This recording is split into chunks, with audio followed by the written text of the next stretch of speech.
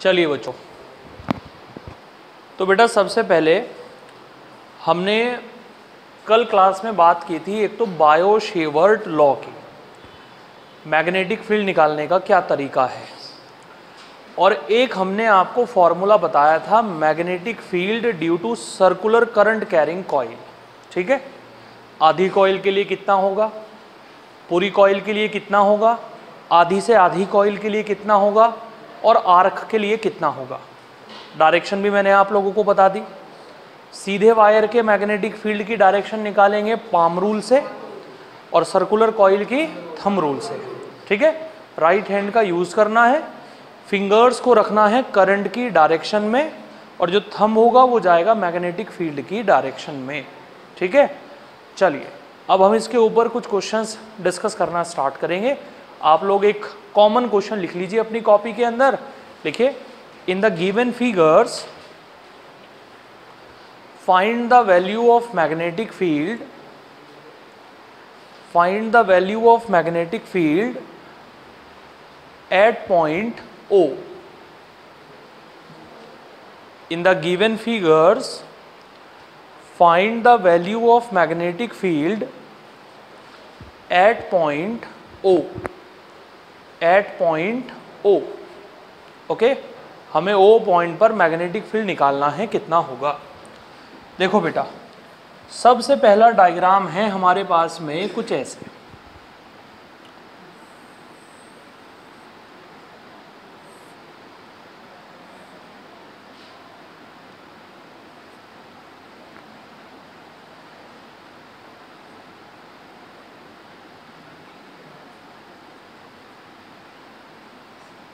ये है point O हमारे पास में।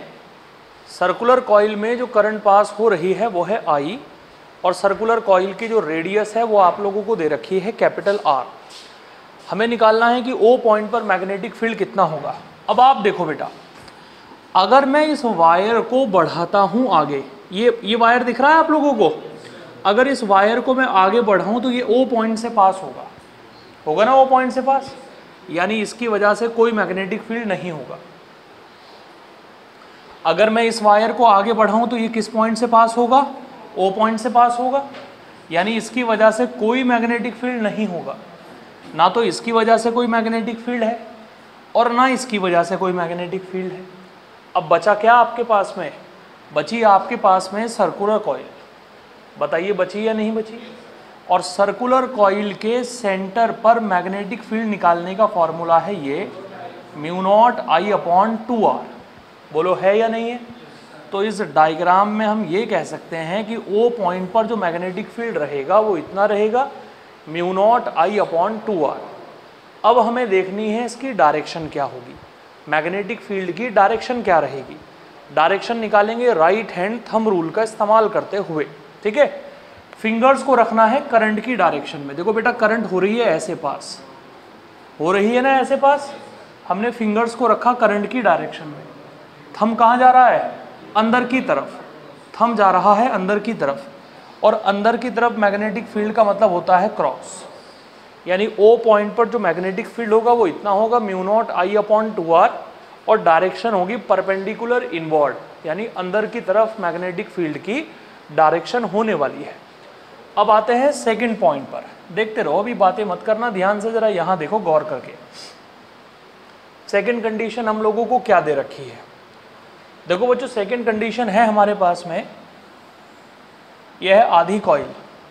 ठीक है, हाफ कॉइल हमें दे रखी है, यह है हमारे पास में सेंटर। ठीक, और एक वायर हमें दे रखा है यहाँ पर ऐसे, बस इतनी कंडीशन हमें दे रखी है। आधी कॉइल की जो रेडियस हम लोगों को दे रखी है यह है कैपिटल R, यहाँ से करंट आ रही है I, यहाँ भी है करंट I। इस O पॉइंट पर हमें निकालना है मैग्नेटिक फील्ड। O पॉइंट पर मैग्नेटिक फील्ड कितना होगा। अब आप ये देखिए कि ये जो इतना सा वायर है आपके पास में, दिख रहा है आपको ये वाला वायर, जो ये इतना वायर है आपके पास में, अगर इस वायर को आगे बढ़ाएं तो ये कहाँ से पास होगा, O पॉइंट से पास होगा। बोलो होगा या नहीं होगा, यानी इसकी वजह से कोई मैग्नेटिक फील्ड नहीं होने वाला है। ठीक है, अगर वायर की वजह से कोई मैग्नेटिक फील्ड नहीं होगा तो आपके पास में बची हाफ कॉइल, आधी कॉइल। और बताइए आधी कॉइल की वजह से कितना मैग्नेटिक फील्ड होगा? Mu naught I upon 4r। Half coil की वजह से मैग्नेटिक फील्ड रहेगा इतना, B vector is equal to mu naught I upon 4r, mu naught I upon. अब डायरेक्शन देखते हैं क्या होगी डायरेक्शन। राइट हैंड का इस्तेमाल करना है, फिंगर्स को रखना है करंट की डायरेक्शन में। अगर थंब बाहर जाएगा तो डॉट, और थंब अगर अंदर जाएगा तो क्रॉस। ठीक है, अब आप देखो करंट जा रही है बेटा इधर, ऐसे जा रही है ना करंट इधर। देखो उंगलियों को रखा करंट की डायरेक्शन में। बताइए थंब कहाँ जा रहा है?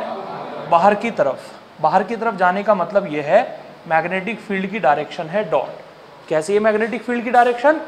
ये हो गया हमारा सेंटर पॉइंट पर magnetic field mu naught I upon 4r, और डायरेक्शन रहेगी डॉट। डॉट का मतलब है परपेंडिकुलर आउटवर्ड, परपेंडिकुलर आउटवर्ड।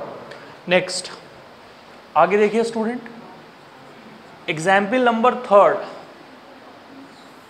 बातें नहीं भाई,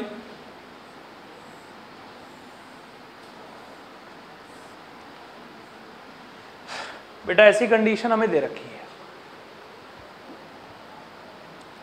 यह है इसका सेंटर, इसकी रेडियस हम लोगों को दे रखी है स्मॉल a, और इसकी रेडियस हम लोगों को दे रखी है b।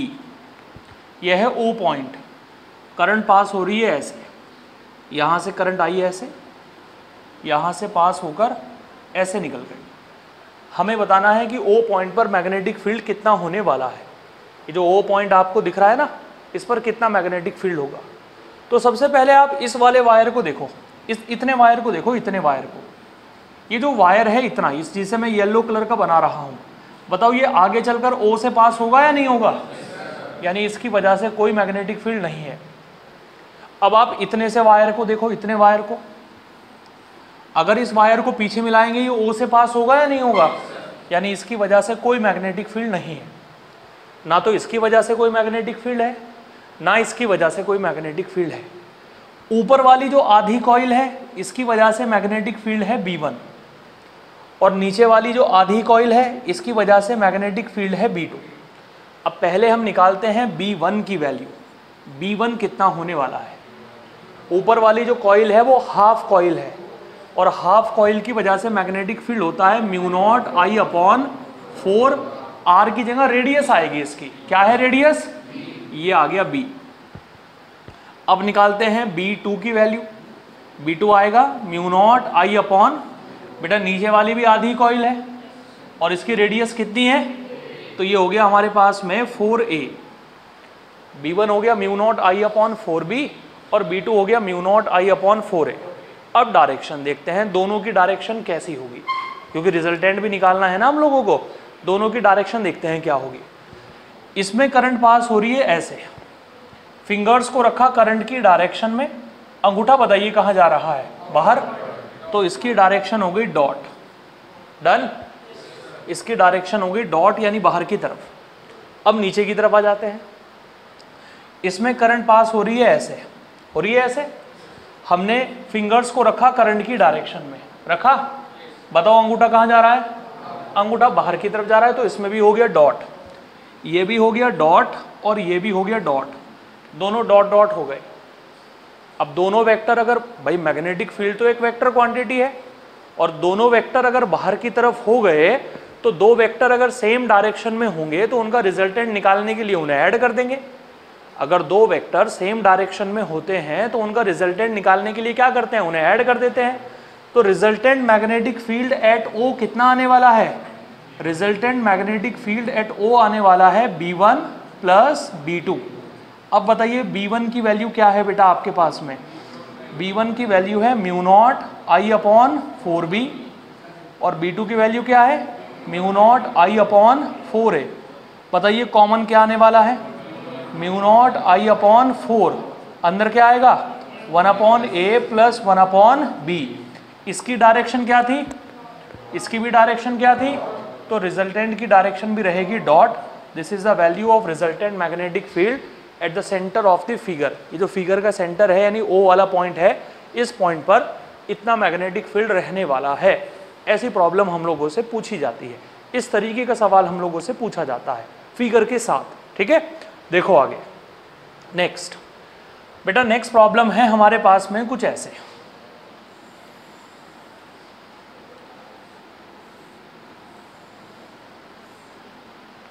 ये दे रखी है हमें प्रॉब्लम, दो हाफ सर्कुलर कॉइल हम लोगों को दे रखी है, दो हाफ सर्कुलर कॉइल हमें दे रखी है।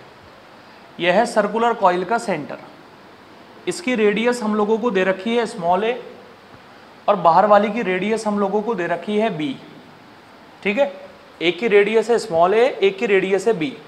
अब करंट देखो कितनी पास हो रही है, ध्यान से जरा, यहां से करंट पास हो रही है आई करंट ही यहां पर है, आई करंट ही यहां पर है, आई करंट ही यहां पर है। कुछ इस तरीके से फिगर हमें दे रखा है। बताओ कौन से पोर्शन की वजह से मैग्नेटिक फील्ड नहीं होगा, कौन से पोर्शन की वजह से मैग्नेटिक फील्ड नहीं होगा। इस वायर की वजह से क्या कोई मैग्नेटिक फील्ड होगा, क्योंकि वायर को आगे बढ़ाएंगे तो ये ओ से पास होगा, इसकी वजह से कोई मैग्नेटिक फील्ड नहीं है।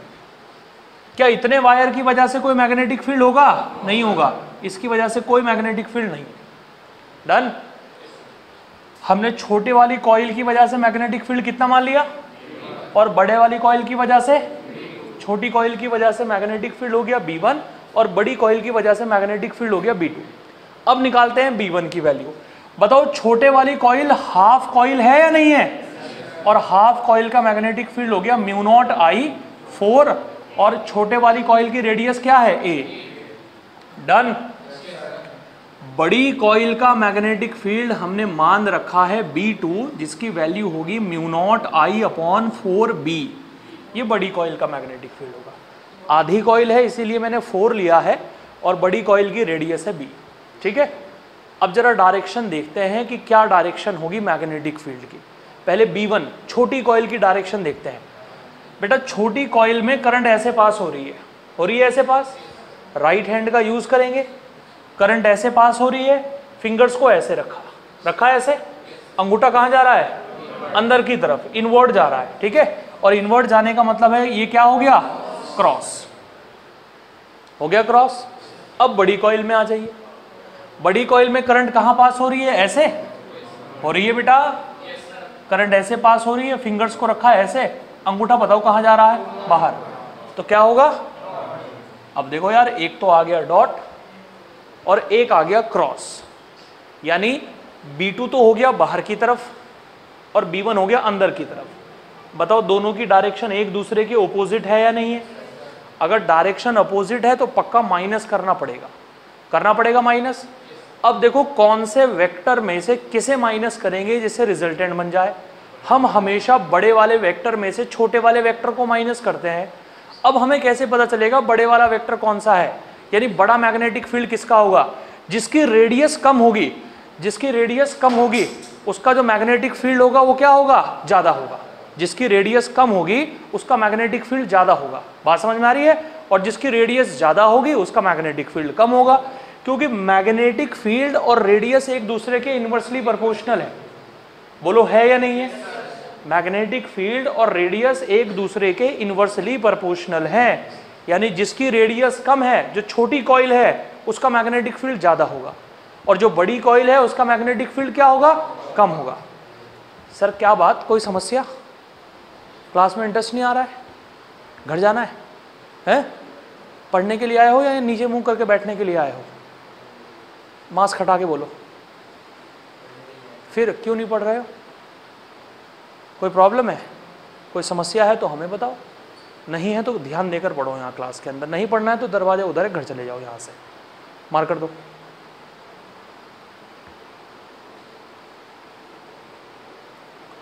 चार बच्चे बैठे हैं क्लास के अंदर, उसमें भी साहब मुंह नीचे करके बैठे हैं। कल नया चैप्टर स्टार्ट किया है तब ये स्थिति है, क्या सीखेंगे भाई।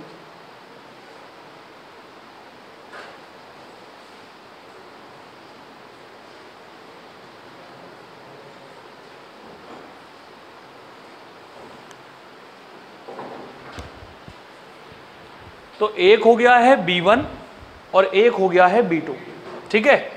चूंकि B की वैल्यू ज़्यादा है और A की वैल्यू कम है, इसीलिए B1 बड़ा होगा और B2 छोटा होगा। अरे समझ रहे हो, जिसकी रेडियस कम है वो मैग्नेटिक फील्ड बड़ा होगा यहाँ पर, समझ आ रही बात। और दोनों की डायरेक्शन एक दूसरे के ऑपोजिट है, तो रिजल्टेंट मैग्नेटिक फील्ड आएगा ये B1 vector minus B2 vector. So resultant magnetic field is, बताइए B1 की वैल्यू क्या है, जरा जल्दी से बताइए B1 की वैल्यू क्या है, mu naught I upon minus mu naught I upon, common क्या आ जाएगा, mu naught I upon 4, 1 upon A minus 1 upon B. Done. बड़ा कौन है, B1, बड़ा B1 है, तभी तो B1 में से B2 माइनस किया है, और B1 की डायरेक्शन क्या है, क्रॉस, तो रिजल्टेंट की डायरेक्शन भी क्या होगी, रिजल्टेंट की डायरेक्शन भी होगी क्रॉस। जो बड़ा होगा रिजल्टेंट की डायरेक्शन भी वही होगी। बोलिए समझ आया नहीं आया? पहले आप ये बताओ कि इसकी वजह से मैग्नेटिक फील्ड क्यों नहीं है, समझ गए? इसकी वजह से मैग्नेटिक फील्ड क्यों नहीं है, समझ गए? Mu naught I upon 4r का ही यूज क्यों किया है, क्योंकि आधी कॉइल है, एक की डायरेक्शन अलग दूसरे की डायरेक्शन अलग, और बड़े वाले मैग्नेटिक फील्ड में से छोटे वाले को माइनस कर दिया क्योंकि दोनों की डायरेक्शन एक दूसरे के ऑपोजिट है। तो ये निकल कर आ गया हमारा रिजल्टेंट मैग्नेटिक फील्ड। उम्मीद है कि बात समझ आई होगी आप लोगों को। ठीक है, चलिए नेक्स्ट पॉइंट देखते हैं बेटा, क्या है हमारे पास में।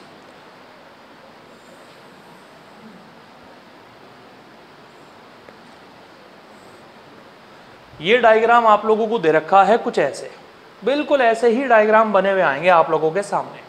ठीक है, यहां से आ रही है करंट ऐसे, ये करंट यहां से आकर ऐसे घूम गई कुछ ऐसे, यहां से घूमकर ऐसे निकल गई करंट। ये दे रखा है आपको सेंटर, आपको बताना है कि O पॉइंट पर मैग्नेटिक फील्ड कितना होगा अगर इसकी रेडियस है R। पूरा डायग्राम हमने आपके सामने बना रखा है और आपको बताना है कि O पॉइंट पर मैग्नेटिक फील्ड कितना होने वाला है। चलिए स्टार्ट करते हैं। सबसे पहले मुझे ये बताइए, क्या इसकी वजह से कोई मैग्नेटिक फील्ड है? बिल्कुल नहीं है, आप समझ चुके हो अच्छे से, क्योंकि वायर आगे चलकर O से ही पास होगा। क्या इसकी वजह से कोई मैग्नेटिक फील्ड है? क्योंकि वायर की ही लाइन में O पड़ रहा है, जो O वाला पॉइंट है जिस पर हमें मैग्नेटिक फील्ड निकालना है वो वायर की ही लाइन में पड़ रहा है ना। ये वायर खत्म, ये वायर खत्म, ये कॉइल बच गई आपके पास में। क्या पूरी कॉइल है? पूरी कॉइल नहीं है, 3/4 है ना, 3/4। अगर ये एंगल 90 डिग्री है तो ये एंगल बन गया हमारे पास में 270 डिग्री। पूरा एंगल 360 का होता है, ये 90 का हो गया तो ये बच गया हमारे पास में 270 डिग्री। सो O पॉइंट पर जो मैग्नेटिक फील्ड निकल कर आएगा बेटा हमारे पास में, O पॉइंट पर जो मैग्नेटिक फील्ड निकल कर आएगा ये बनेगा 270/360। और पूरी कॉइल का मैग्नेटिक फील्ड कितना होता है? Mu not I upon 2r। Angle को ऊपर रखा, 360 से डिवाइड किया, और पूरी कॉइल का मैग्नेटिक फील्ड होता है इतना। ठीक है, ये आएगा 3, ये आएगा 4। So magnetic field at O point 3 mu naught I upon 8r। लो भैया, ये हो गया हमारे पास में मैग्नेटिक फील्ड। अब जरा डायरेक्शन देखते हैं इसकी क्या होगी डायरेक्शन। बेटा करंट पास हो रही है ऐसे, हो रही है ऐसे पास, राइट हैंड थंब रूल का इस्तेमाल करेंगे, फिंगर्स को रखा करंट की डायरेक्शन में, थंब बताओ कहाँ जा रहा है, तो बाहर का मतलब क्या है, डॉट, और यहाँ लगा दिया हमने वेक्टर का साइन। इतना हो गया हमारे पास में मैग्नेटिक फील्ड। अच्छा, कभी कभार ये डॉट क्रॉस में डायरेक्शन नहीं पूछता आपसे, कभी कभार डायरेक्शन आपसे पूछी जाती है आई कैप, जे कैप और के कैप के टर्म में। ठीक है, अगर मान लो आपको ये कह रखा है कि इधर है z और इधर है y, इधर है z ऊपर है y, कौन बचा, तो बाहर की तरफ होगा +x और अंदर की तरफ होगा -x, बाहर की तरफ होगा +x और अंदर की तरफ होगा -x। ठीक है, अब आप एक बात देखिए, हमने डायरेक्शन बनाई मैग्नेटिक फील्ड की, फिंगर्स को रखा करंट की डायरेक्शन में, बताइए अंगूठा कहाँ जा रहा है बेटा, बाहर जा रहा है, आउटवर्ड। अब मुझे बताइए अंगूठा कहाँ जा रहा है, इस तरफ कौन है बेटा, z। z को हम वेक्टर में दिखाते हैं k कैप से, y को हम दिखाते हैं j कैप से। ठीक है, अंगूठा हमारा जा रहा है बाहर, जा रहा है बाहर, बाहर है x और x को हम दिखाते हैं i कैप से। कहाँ से दिखाते हैं? सो मैग्नेटिक फील्ड को यहाँ हम कुछ ऐसे भी लिख पाएंगे, 3 mu naught I upon 8r, और यहाँ हो जाएगा हमारे पास में I cap. 3 mu naught I upon 8r और साथ में हो जाएगा आई कैप। इतना सेंटर वाले पॉइंट पर मैग्नेटिक फील्ड होगा। उम्मीद है कि समझ आ गई होगी बात आप लोगों को, ठीक है। चलिए नेक्स्ट पॉइंट की तरफ बढ़ते हैं बेटा। नेक्स्ट कंडीशन है हमारे पास में ये,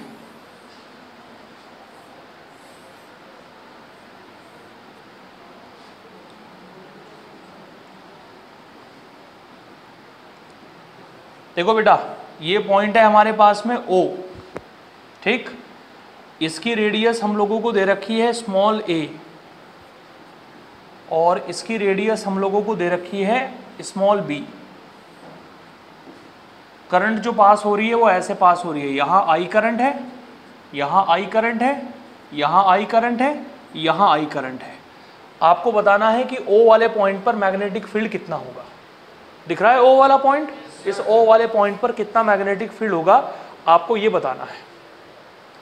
सबसे पहले आप मुझे ये बताइए, क्या इसकी वजह से कोई मैग्नेटिक फील्ड होगा? इतना जो वायर है, इतना पोर्शन जो है, ये इतना पोर्शन, सिर्फ इतना पोर्शन नहीं होगा ना, क्योंकि इस वायर को आगे बढ़ाएंगे तो ये O से पास होगा। क्या इसकी वजह से कोई मैग्नेटिक फील्ड होगा? क्योंकि इसे आगे बढ़ाएंगे तो O से पास होगा। डन? Any problem? हमने इसके मैग्नेटिक फील्ड को मान लिया है B1, क्या मान लिया है? और इसके मैग्नेटिक फील्ड को मान लिया है B2। चलिए फर्स्ट ऑफ ऑल हम लोग निकालते हैं B1 की वैल्यू। बताइए ये जो B1 वाली आर्क है ये सेंटर पर कितना एंगल बना रही है? तो हम लोग लिखेंगे 60 डिवाइडेड बाय 360 और mu naught I upon 2b। R की जगह आएगा b, ठीक है। b क्यों? क्योंकि इसकी वजह से निकाल रहे हैं और इसकी जो रेडियस दे रखी है वो b दे रखी है आपको। ये निकल गई हमारे पास में B1 की वैल्यू। अब निकालते हैं B2 की वैल्यू। B2 है नीचे वाला, ये वाला B2 है। बताइए ये जो नीचे वाला है ये भी सेंटर पर कितना एंगल बना रहा है? सो 60 को रखेंगे ऊपर, 360 को रखेंगे नीचे और यहाँ आएगा म्यू नॉट आई। और ये डिस्टेंस कितनी है बेटा? ये डिस्टेंस है आपके पास में a। यहाँ आ जाएगा 2 इंटू a। इसको इससे डिवाइड करेंगे 1/6, इसको डिवाइड करेंगे 1/6। ये B1 आ गया, ये B2 आ गया। अब जरा डायरेक्शन देखते हैं इनकी क्या क्या होगी। डायरेक्शन क्या होगी? पहले B1 की डायरेक्शन देखते हैं। करंट जा रही है इधर, जा रही है इधर, फिंगर्स को रखा है ऐसे, रखा, अंगूठा कहाँ जा रहा है? तो ये हो गया क्रॉस। डन? इसकी करंट कहाँ जा रही है? इसकी करंट इधर जा रही है, करंट इधर है, फिंगर्स को ऐसे रखा, अंगूठा कहाँ जा रहा है? बाहर। तो ये क्या हो गया? डॉट। B1 तो हो गया क्रॉस और B2 हो गया डॉट। बताओ दोनों वेक्टर एक दूसरे की अपोजिट डायरेक्शन में है या नहीं है?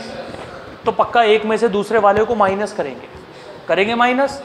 अब देखो किस में से किसे माइनस करेंगे? हम लोग बड़े में से छोटे को माइनस करेंगे और बड़े का पता चलेगा रेडियस से। जिसकी रेडियस कम होगी उसका मैग्नेटिक फील्ड ज़्यादा होगा।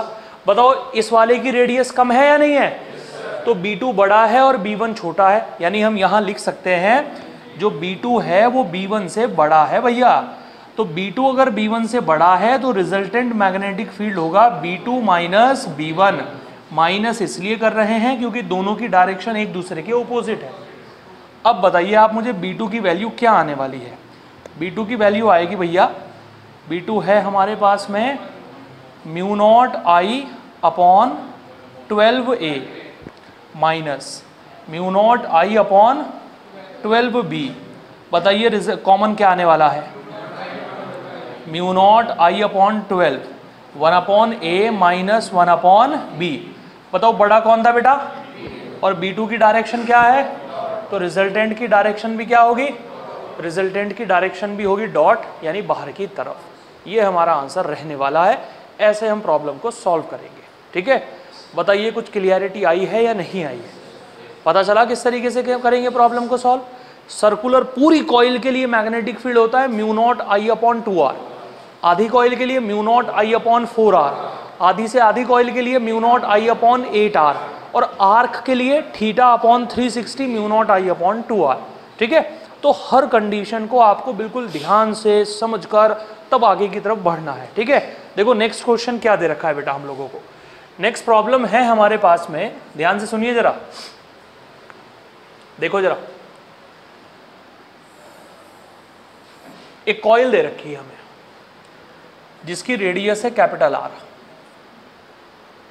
करंट पास हो रही है आई, ठीक, यह है इसका सेंटर। यहां पर बता सकते हो सेंटर पर कितना मैग्नेटिक फील्ड होगा? पूरी कॉइल है तो mu naught I upon equation number, देखो अब हमने क्या किया, हमने इस कॉइल को खोल लिया, पूरी कॉइल को खोल के वायर बना दिया, वायर खोल के वायर बना दिया, सीधा वायर, और सीधा वायर बनाकर हमने कई सारे टर्न दे दिए बेटा इसके अंदर, कई सारे टर्न दे दिया, ऐसे बहुत सारे टर्न दे दिए हमने इसके अंदर, ऐसे बहुत सारे टर्न। इसे हमने खोल लिया और खोलकर छोटी कॉइल बनाई इस बार हम लोगों ने। छोटी कॉइल की जो रेडियस है वो है स्मॉल आर, कितनी है? और छोटी कॉइल में जो टर्न है वो है एन, हमने एन टर्न दिए हैं छोटी कॉइल। पहले ये बताओ कि मेरी बात को समझ पा रहे हो या नहीं समझ पा रहे हो? करंट उतनी ही पास कर रहे हो आई। अब बताना है सेंटर पॉइंट पर मैग्नेटिक फील्ड कितना होगा। रुक जाओ रुक जाओ रुक जाओ रुक जाओ, इतनी जल्दबाजी मत करो, पहले सुन लो बात को ध्यान से, उसके बाद सॉल्व करना, ठीक है? यह है सेंटर वाला पॉइंट। इसी कॉइल को खोलकर मैंने यहां एन टर्न दिए हैं, समझ आ रही बात? यानी जितनी वायर की लंबाई यहां थी उसी लंबाई से ये कॉइल बनाई गई है, बिल्कुल उसी लंबाई से ये कॉइल बनाई गई है, समझ आ रही बात? ओ पॉइंट पर मैग्नेटिक फील्ड बताना है क्या होगा बेटा। ओ पॉइंट पर मैग्नेटिक फील्ड निकालने का फॉर्मूला है B dash is equal to mu naught, कितने टर्न दिए? एन, करंट कितनी है? अपॉन 2, रेडियस कितनी है? Small are. यहां रेडियस क्या थी? कैपिटल आर, वहां रेडियस है स्मॉल आर। यहां एन तो नहीं था क्योंकि यहां तो एक ही टर्न था, यहां हमने कई सारे टर्न दे दिए इसके अंदर। नहीं समझ में आई बात? ठीक है, अब सुनो भी ध्यान से, ये बन गई हमारी सेकंड इक्वेशन। क्या कैपिटल आर में और स्मॉल आर में कोई रिलेशन होगा यहां पर? पहले सुन लो आप ध्यान से, हमने क्या किया है। सर्कुलर कॉइल में एक वायर था, हमने उस वायर को खोला, खोलकर सीधा कर दिया और सीधा करके एक छोटी कॉइल बनाई जिसमें कई सारे टर्न दे दिए हमने, उससे कई बार लपेट दिया वायर को। तो बताओ कैपिटल आर में और स्मॉल आर में क्या रिलेशन बनेगा? भाई रिलेशन बनेगा ये कि बड़ी कॉइल की जो सरकमफेरेंस थी वो इतनी है 2 पाई आर, है 2 पाई आर। छोटी कॉइल की सरकमफेरेंस कितनी है? 2 पाई स्मॉल आर। और छोटी कॉइल में हमने कितने टर्न दिए हैं? एन टर्न दिए हैं। बताओ बड़ी कॉइल के वायर की जो लंबाई है छोटी कॉइल के एक टर्न में, यानी एक बार घुमाने में इतनी लेंथ आएगी 2 पाई आर, और कितने टर्न दिए हैं आपने? एन टर्न दिए हैं। So 2 pi capital R is equal to N into 2 pi small R. 2 pi से 2 pi cancel out, small R की वैल्यू क्या निकलेगी? Capital R upon N. यहां पुट कर दीजिए B dash is equal to mu naught N I two capital R upon N. N की multiply हो जाएगी ऊपर, क्या बनेगा? N square mu naught I upon 2r। बताइए mu naught I upon 2r को B1 कह सकते हो या नहीं कह सकते हो? यानी नई कॉइल का जो मैग्नेटिक फील्ड होगा वो पुरानी वाली से क्या हो जाएगा? एन स्क्वायर टाइम्स हो जाएगा। कितने टाइम्स हो जाएगा? बताओ समझ पाए या नहीं समझ पाए? बहुत अच्छा क्वेश्चन है, मतलब बहुत बढ़िया लेवल की प्रॉब्लम है, और ऐसे क्वेश्चन आपको कई मिलेंगे एग्जाम के अंदर। थोड़ा सोचना पड़ेगा इस तरीके की प्रॉब्लम में कि कैसे हम लोगों ने काम किया है। बोलिए समझ पाए या नहीं समझ पाए? ठीक है, ऐसे करेंगे प्रॉब्लम को सॉल्व। ओके, तो पहले इतना नोट कर लो, फिर आगे बढ़ते हैं हम लोग। अच्छे से नोट करना भाई।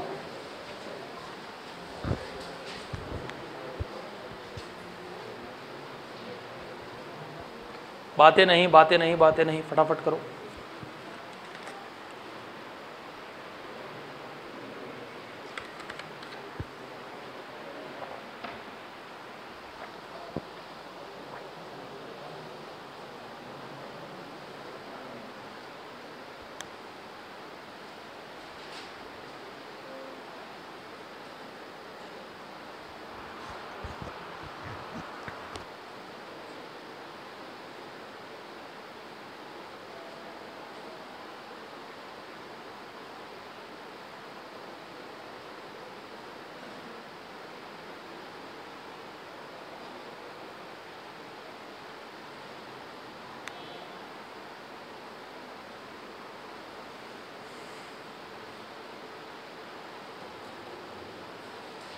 डायरेक्शन बिल्कुल ध्यान रखना अच्छे से कि हमने कैसे डायरेक्शन अप्लाई की है, ठीक है।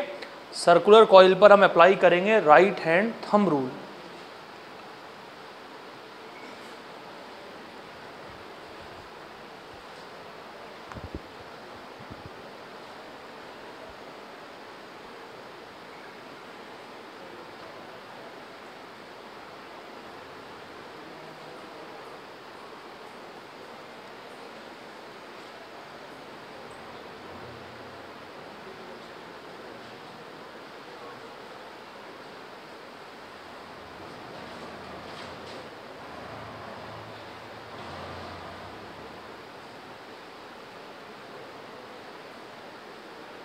ओके,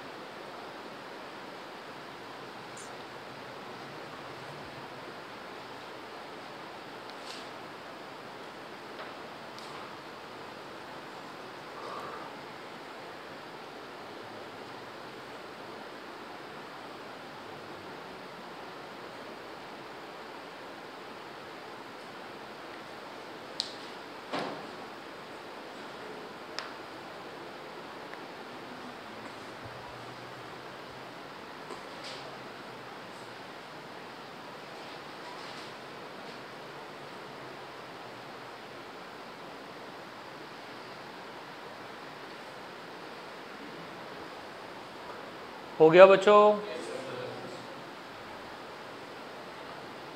जल्दी फिनिश करिए, बातें नहीं, जल्दी फिनिश करिए काम।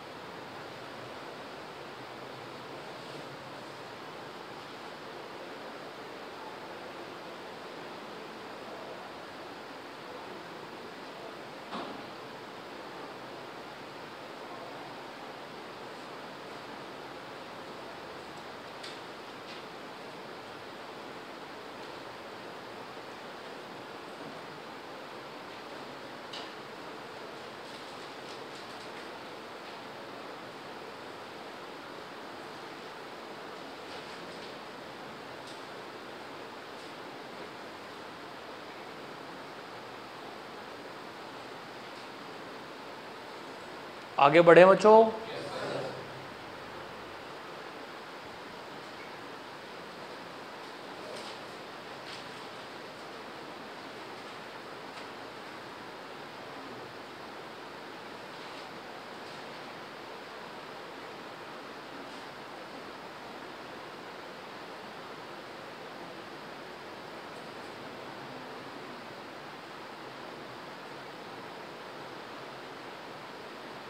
हाँ जी बताइए।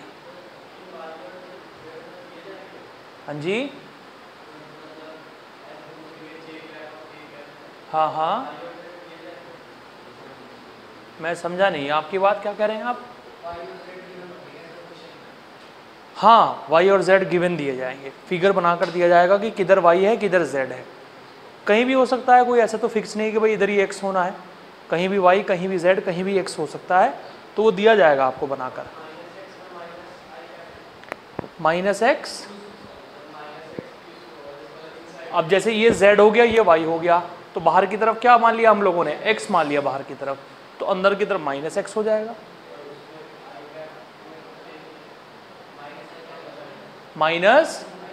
माइनस आई कैप क्यों लगाएंगे भाई, डायरेक्शन कहाँ जा रही है, डायरेक्शन बाहर नहीं जा रही है।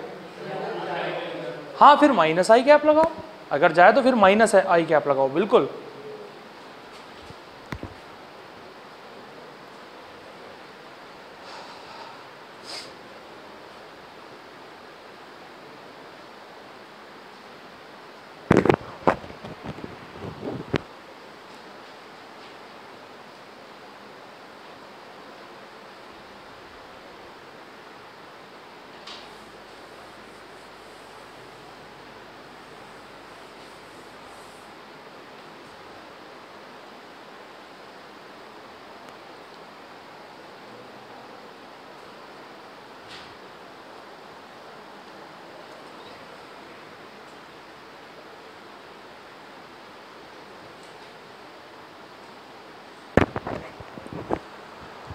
हाँ बच्चों बताइए, हो गया?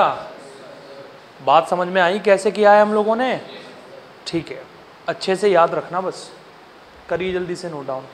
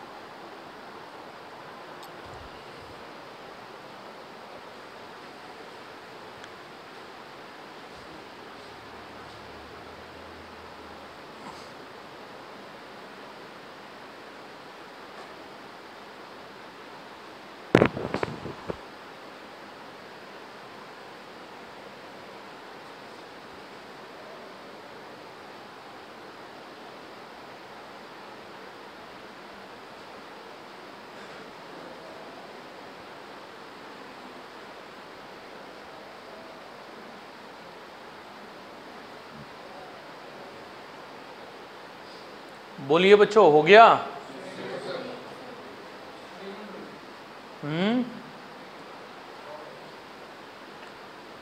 पता है ना कौन से वायर की वजह से मैग्नेटिक फील्ड नहीं होगा? इसकी वजह से। क्यों नहीं होगा इसकी वजह से? क्योंकि O पॉइंट इसी की लाइन में आगे आने वाला है, और इसकी वजह से भी कितना मैग्नेटिक फील्ड होगा, क्योंकि O पॉइंट इसी वायर की आगे लाइन में आने वाला है।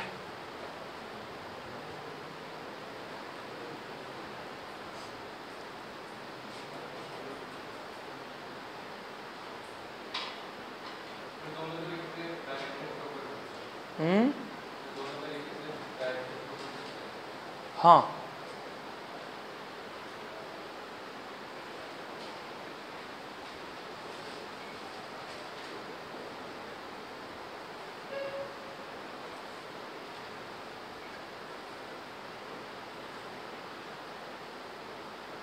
ओके।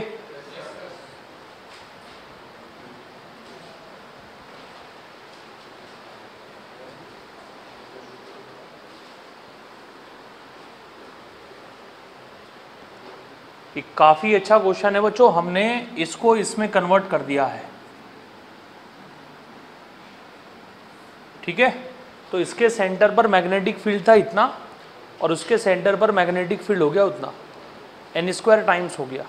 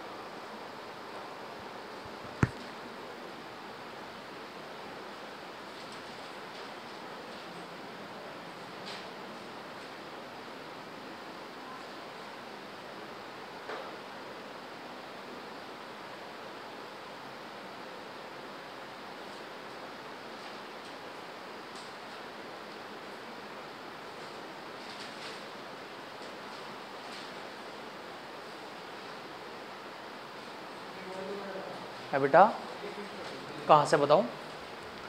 यहाँ से नंबर ऑफ टर्न्स आ गया ना यहाँ पर, तो इतना हो गया magnetic field μ0 Ni/2 into small r, इसकी रेडियस है स्मॉल r, ठीक है।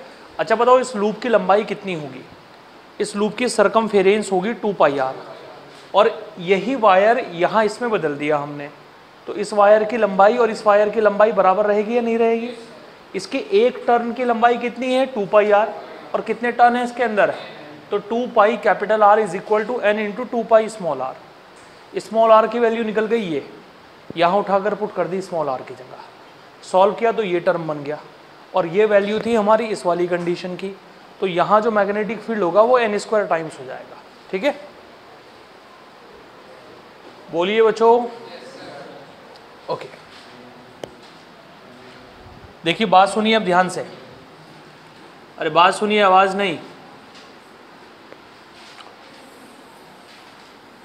हमें दो कॉन्सेंट्रिक कॉइल्स दे रखी हैं बच्चों, कॉन्सेंट्रिक कोप्लेनर कॉइल, कॉन्सेंट्रिक भी है और कोप्लेनर भी है। कॉन्सेंट्रिक और कोप्लेनर का मतलब यह है दोनों कॉइल ऐसे हैं बेटा, ऐसे दोनों कॉइल ऐसे हैं एक दूसरे के ऊपर, दोनों का सेंटर है सेम, एक की रेडियस आपको दे रखी है स्मॉल r और एक की रेडियस आपको दे रखी है कैपिटल R। ये पॉइंट आपको दे रखा है O, यहाँ जो करंट पास हो रही है वो है I, यहाँ जो करंट पास हो रही है वो भी है I। O वाले पॉइंट पर मैग्नेटिक फील्ड बताना है कितना होगा। अब बताइए O वाले पॉइंट पर मैग्नेटिक फील्ड कौन कौन बनाएगा, कौन कौन बनाएगा O वाले पॉइंट पर मैग्नेटिक फील्ड? एक तो ये वाली कॉइल बनाएगी, इस वाली कॉइल ने कितना बनाया, और एक ये वाली कॉइल बनाएगी, इस वाली कॉइल ने कितना बनाया। बात समझ में आ रही है? बताओ B1 की वैल्यू कितनी होगी? भाई B1 होगा हमारे पास में μ0 I/2 कैपिटल R होगा। छोटी कॉइल की वजह से कितना बनेगा जरा बताओ? μ0 I/2 into small r। Done. अब दोनों की वजह से मैग्नेटिक फील्ड की डायरेक्शन देखो क्या होगी, इसकी वजह से मैग्नेटिक फील्ड की डायरेक्शन क्या होगी। बड़े वाली कॉइल में डायरेक्शन देखो क्या होगा, बड़े वाली कॉइल में करंट पास हो रही है इस तरफ, फिंगर्स को रखा है ऐसे, बताओ अंगूठा कहाँ जा रहा है? अंदर, तो क्या हो गया? क्रॉस। अब दूसरे वाली कॉइल में देखो करंट इधर जा रही है, फिंगर्स को रखा है ऐसे, अंगूठा कहाँ जा रहा है? बाहर, क्या हो गया? अब एक तो हो गया क्रॉस और एक हो गया डॉट, पक्का माइनस करना पड़ेगा माइनस। अब बताओ बड़ा कौन सा है और छोटा कौन सा है? जिसकी रेडियस कम है वो बड़ा है, यानी B2 बड़ा है और B1 छोटा है। सो B2 greater than of B1। हम रिजल्टेंट निकालने के लिए B2 में से B1 को माइनस करेंगे, B2 माइनस के B1। अब बताइए B2 की वैल्यू क्या है बेटा आपके पास में? B2 है mu naught I upon 2 into small R, और B1 कितना है? Mu naught I upon 2 into capital R. Common बताइए क्या आएगा? म्यू नॉट आई अपॉन 2, अंदर क्या बचेगा? 1 upon small R minus 1 upon capital R. अब बताइए बड़ा कौन था बेटा, और B2 की डायरेक्शन क्या है? तो रिजल्टेंट की डायरेक्शन भी क्या होगी? ये बनेगा आंसर हमारे पास में। ये हमारा फाइनल मैग्नेटिक फील्ड होगा जो इस डायग्राम के सेंटर पर होने वाला है। ठीक है, तो ये हो गया हमारा मैग्नेटिक फील्ड का आज का लास्ट क्वेश्चन। जल्दी से नोट डाउन करिए, फिर करंट इलेक्ट्रिसिटी रिवाइज करेंगे। ठीक है,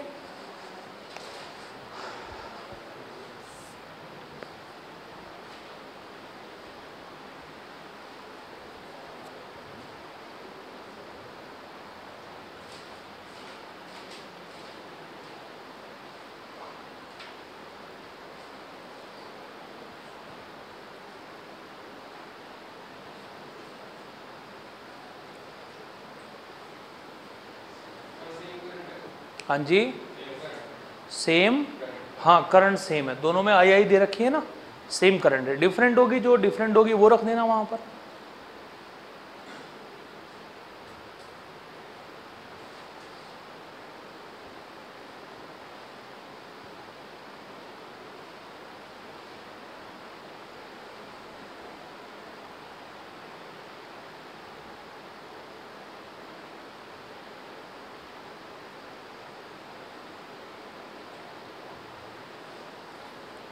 अब जितना काम आज बताया है उसे अच्छे से अपनी होमवर्क कॉपी में नोट करिएगा आप लोग, और हर क्वेश्चन को रिपीट करिएगा। ठीक है ना, जिससे कि आपकी प्रैक्टिस बन जाए अच्छे से बिल्कुल। अब आ जाते हैं हम लौट कर दोबारा से करंट इलेक्ट्रिसिटी पर।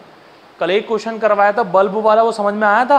कहाँ किसका रेजिस्टेंस था, किसमें कितनी पावर होगी, वो हमने कैलकुलेट किया था। ठीक है,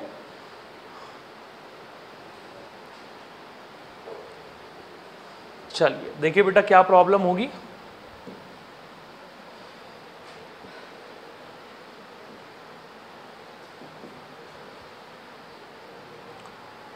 यह है बेटा आज का हमारा नेक्स्ट क्वेश्चन। देखिए क्या दे रखी है प्रॉब्लम। एक बल्ब की रेटिंग दे रखी है, ये बल्ब के ऊपर इतना तो वोल्टेज लिखा हुआ है और बल्ब के ऊपर इतनी पावर लिखी हुई है। क्या बल्ब का रेजिस्टेंस निकाल सकते हैं? क्या निकलेगा बल्ब का रेजिस्टेंस, जरा बताओ। R is equal to V square upon P. बोलो वोल्टेज कितना हो गया? 250 इंटू 250 डिवाइडेड बाय 100। रेजिस्टेंस निकल गया 625 ओम, निकल गया 625 ओम। बल्ब का रेजिस्टेंस हो गया इतना। ठीक है, इसके बाद देखो 220 वोल्ट सप्लाई के साथ हमने जोड़ रखा है 10 metre away through a copper wire of cross section इतना। How much power will be consume by connected wire. देखो समझिएगा प्रॉब्लम को, प्रॉब्लम क्या है।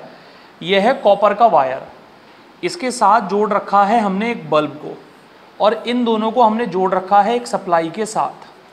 बेटा सप्लाई की वैल्यू है हमारे पास में 220 वोल्ट।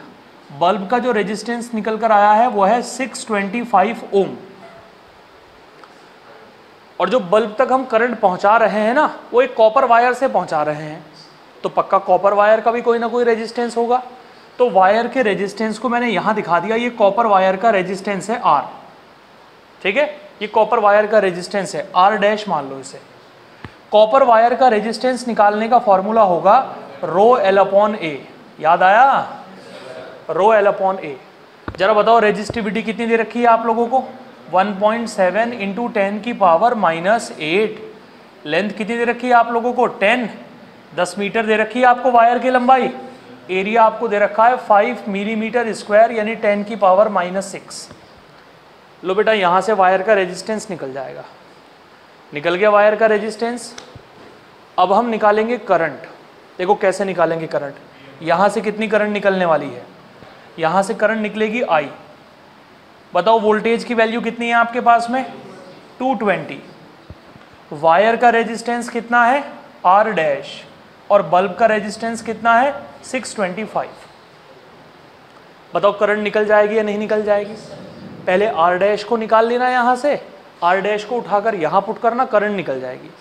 आपसे ये पूछ रखा है कि बताइए ये जो वायर लगा रखा है हमने कॉपर का वायर, इस कॉपर के वायर के अंदर कितनी पावर कंज्यूम होगी, यानी यहाँ कितनी पावर कंज्यूम होने वाली है, आपको ये बताना है। भाई अगर आई करंट यहाँ है तो आई करंट यहाँ जाएगी और आई करंट यहाँ जाएगी। अरे बात समझ में आ रही है? यहाँ बतानी है कितनी पावर खर्च हो रही है। अब बताओ पावर का फॉर्मूला करंट और रेजिस्टेंस के टर्म में क्या होता है? तो यहाँ जो पावर खर्च होगी उसका फॉर्मूला होगा I square R dash. I square, बेटा आर डैश तो निकल जाएगा यहाँ से और आई की वैल्यू निकल जाएगी यहाँ से।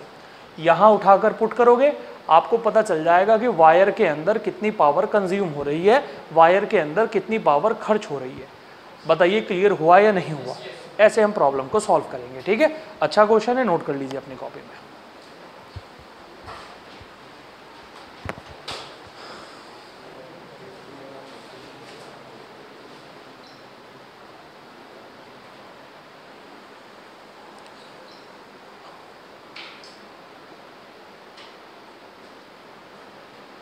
आपको सॉल्व करना पड़ेगा, कंसेप्ट मैंने आप लोगों को बता दिया है।